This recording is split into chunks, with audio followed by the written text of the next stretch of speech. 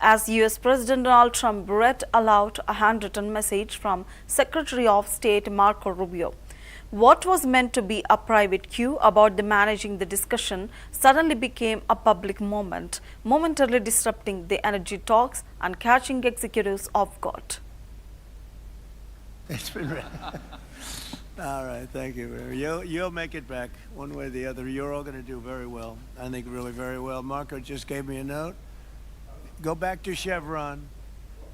They want to discuss something. Go ahead. I'm going back to Chevron, Marco. Thank you, Marco. Was there a question, Mr. President? Yes, go ahead, Marco. What are you saying here? Mark, if you increase. can update us on operations in the ground and with the appropriate approvals, what you might be able to achieve in the next 12 to 18 months, give us a little view from the ground. You bet, you bet. So today Chevron has 3,000 employees in 4 different joint ventures in Venezuela today. And over the past 5 to 7 years, they've taken production from about 40,000 barrels a day to 240,000 barrels a day, essentially getting those facilities and that equipment up to standards that would be something that people in the room would be more accustomed to.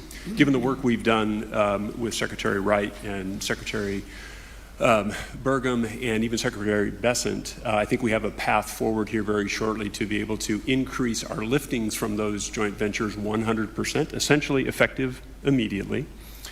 We are also able to increase our production within our own disciplined investment schemes by about 50% just in the next 18 to 24 months, and that's just leveraging what's on the ground. So to Secretary Rubio's comments about phase 1, this is taking the momentum of improvements we've already made there locally and building on those and creating more momentum for the people of Venezuela.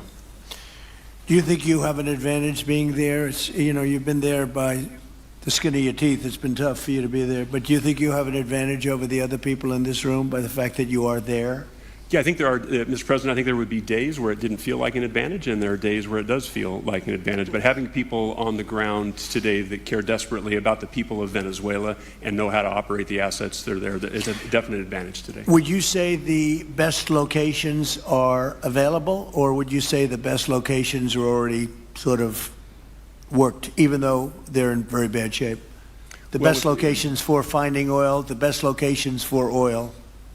There are more opportunities than not, Mr. President. With 300 billion barrels of reserves and resources in country, there are lots of opportunities for many companies. Will you be building new, or will you be using the old infrastructure that you have? Yeah, today it's a little bit of a mix, but today it's mostly us taking the equipment of today, getting it to the standards that we are accustomed to your comments about making it how it should be today.